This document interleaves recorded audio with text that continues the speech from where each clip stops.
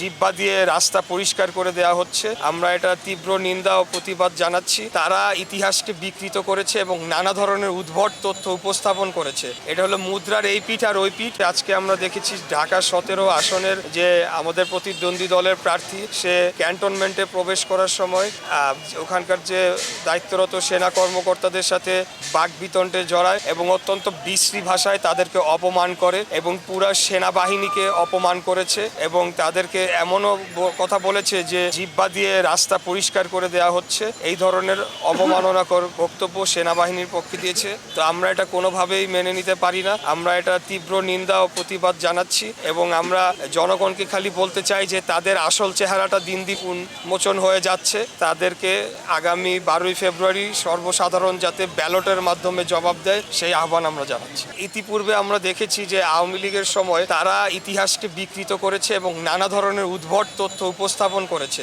এখন আমরা একই জিনিসের পুনরাবৃত্তি দেখতে পাচ্ছি এবং এটা এখন জাতির সামনে স্পষ্ট যে এই দুইটা দল, এটা হলো মুদ্রার এই পিঠ আর ওই পিঠ, একটা পাকিস্তানমুখী আর একটা ভারতমুখী। তারা ইতিহাসকে বিকৃত করার চেষ্টা করছে এবং এই বিষয়ে যার উদ্ধৃতি দেওয়া হয়েছে কর্নেল অলি আহমেদ, উনি নিজেও এটা সম্পূর্ণ অস্বীকার করেছেন এবং বলেছেন যে এটা অসত্য তথ্য। তো আমি জানি না আসলে তারা কি কারণে এই ধরনের বিতর্ক সৃষ্টি করছে।